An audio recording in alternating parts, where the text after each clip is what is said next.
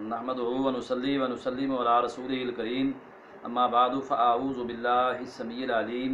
मिनश शैतानिर रजीम बिस्मिल्लाहिर रहमानिर रहीम इन्ना नहनु नज़्ज़लना ज़िक्रा व इन्ना लहु लहाफ़िज़ून।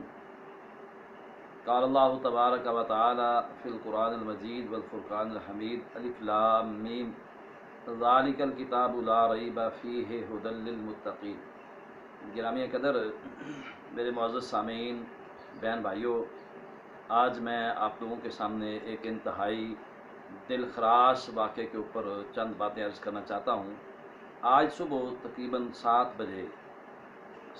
बजे सुबह की बात है। आज 16 अगस्त 2023 है। आज सुबह सवेरे 7 बजे के करीब एक ख़बर फैलती है कि जड़ांवाला सिटी, जो कि फैसलाबाद की तहसील है, वहाँ पे एक मसीही आदमी ने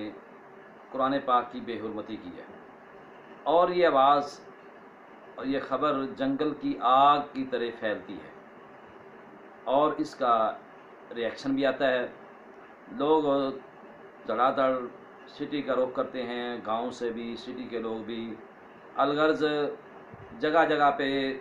बहुत बड़े इज्तिमात, बहुत बड़े जुलूसों की शक्ल में मुनक्कद होते हैं। उलमाए किराम भी इसकी क़यादत करते हैं,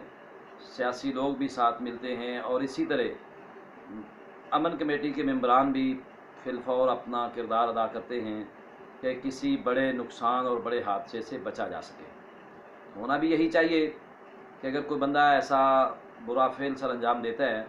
तो उसको उसकी करार वाकई सज़ा मिलनी चाहिए, ना कि एक फ़र्द वाहद की किसी गलती को मज़ाहिब या मसालक के माबैन इस्तेमाल करके एक बड़ा इशू या बड़ा मसला खड़ा किया जाए। ये बदबख्त जिसकी किस्मत ख़राब है, किस्मत ही ख़राब है उस बदबख्त की, खुद इसको ये बदबख्ती सूझी कि उसने इस अज़ीम किताब जो अल्लाह ताला ने जिसकी हिफाजत की ज़िम्मेदारी अपने ज़िम्मे ली है, उसकी गुस्ताखी करना चाहता है, उसको फाड़ता है, उसके ऊपर गलीज़ कलिमात लिखता है। तो ये उसकी दरअसल बदबख्ती थी, क्योंकि बसा औकात अल्लाह ताला इंसान को जब पकड़ता है तो उससे कोई ऐसा काम सरजद होता है कि वो काम छोटा दिखने में लगता है, लेकिन उसको अल्लाह ताला की तरफ से ऐसी सज़ा दी जाती है और ऐसी उसकी पकड़ होती है कि अपने तरफ से वो समझता है कि मैं कुछ छोटा काम कर रहा हूँ, लेकिन वो उसके लिए, बल्कि उसके ख़ानदान के लिए, हत्ता के बसा औकात उसके मज़हब के लोगों के लिए भी वो परेशानी का बायस बन जाती है, जैसा कि आज भी का वाक़या है। तो इस मौके पे एक तो बात सब मुसलमानों को ज़ेहनशीन करनी चाहिए कि ऐसे मौके पे जो ना अपने हाथ से सब्र का दामन नहीं छोड़ना चाहिए, क्योंकि ऐसे काम साजिशों के तहत होते हैं। चूँकि हमारे यहाँ पे एक जो हमारी तहसील का एसी है वो भी मसीह बरादरी के साथ ताल्लुक़ रखता है और इंतहाई घटिया जो ना उसकी वो रेपुटेशन है और लोगों के सामने इंतहाई वो गलीज़ तसव्वुर किया जाता है, क्योंकि बहुत बड़ा रिश्वतखोर है और बहुत ज़्यादा वो मुसलमानों को परेशान और तंग करता है। एक तो ये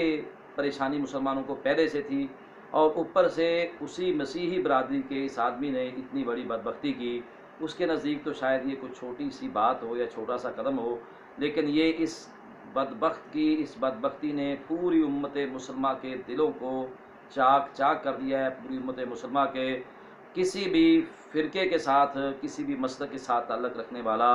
ला इलाहा इल्लल्लाह मुहम्मद रसूलुल्लाह पढ़ने वाला जो मुसलमान है, वो ख्वाह दीन से दूर ही क्यों ना हो, लेकिन उसके दिल को ये दर्द और ठेस इंतहाई सख्त तरीके से पहुंची है इसकी बदबख्ती की वजह से।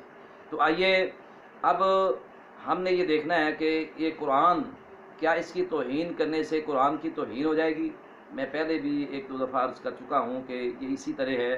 कि कोई बंदा आसमान की तरफ मुँह करे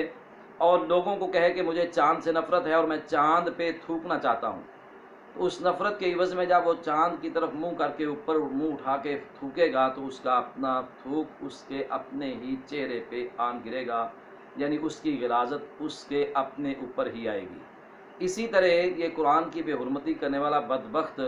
कुरान की इस बेचारे ने क्या बेहुरमती करनी है, ये इसकी अपनी ज़ाती बदबख्ती है اور اس نے اپنے لیے، اپنے مذہب کے لوگوں کے لیے، اپنی برادری قبیلہ اور اپنے خاندان کے لوگوں کے لیے انتہائی بڑی مشکلات پیدا کر دی ہیں،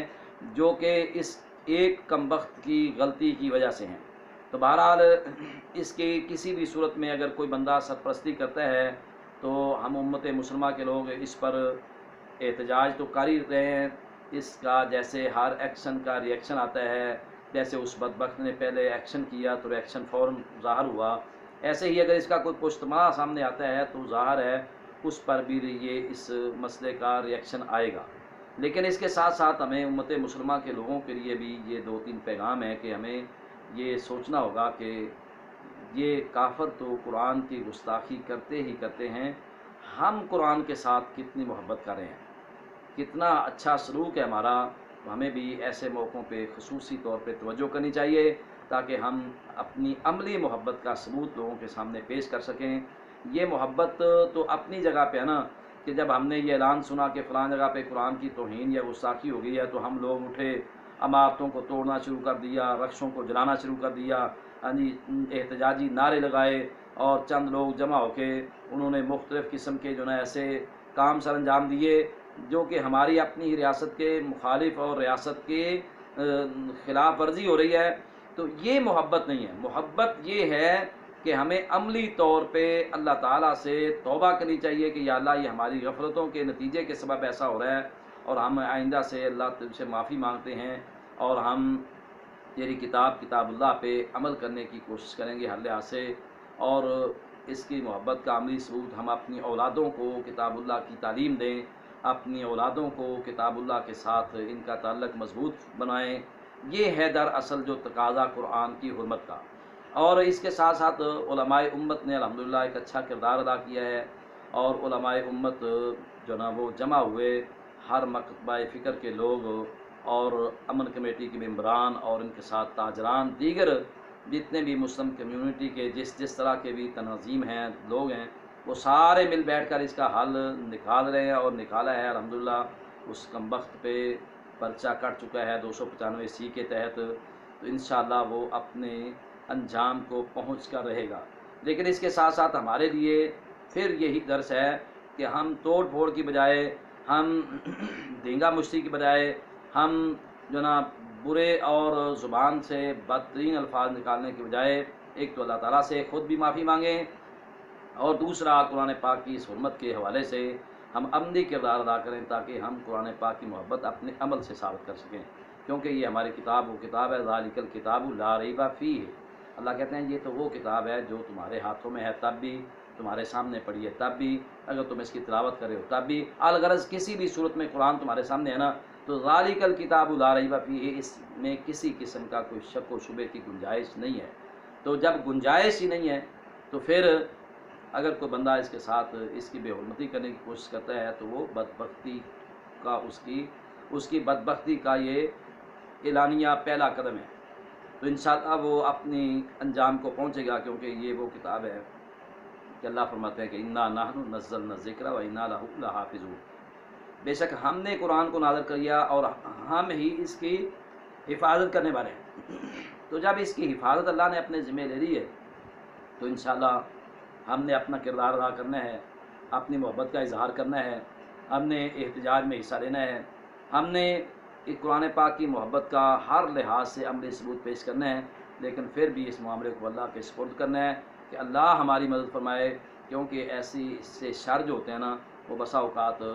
بہت بڑی بڑی خرابیوں کا سبب بن جاتے ہیں۔ اللہ تعالیٰ اس بدبخت کو نیست و نابود فرمائے اور اس کو اپنے انجام پہ پہنچائے، امت مسلمہ کی حفاظت فرمائے اور قرآن پاک کی حرمت کو اللہ تعالیٰ قائم فرمائے۔ والسلام علیکم ورحمۃ اللہ وبرکاتہ۔